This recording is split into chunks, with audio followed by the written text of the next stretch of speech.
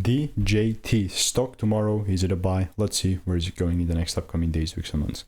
Trump Media sitting at $17.91, 8.15% down for the day. When I'm looking at Trump Media and technology stock, all I'm going to do is just zoom out a little bit.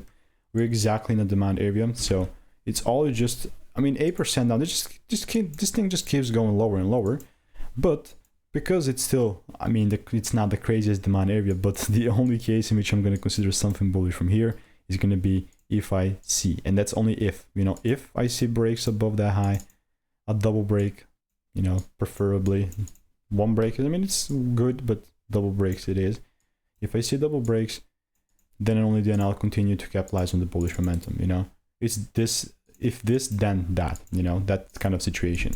So again, all I'm sticking to is a strategy that's previously delivered thousands of correct predictions, and I'm telling you this because it is the truth and I've documented everything. And in this situation, that's my play. Guess what? If it still keeps going lower, this is going to get diluted and we focus on the next. So if you want to learn the strategy for free, check the first link in the description. All reviews are 5 stars. See you in the next one.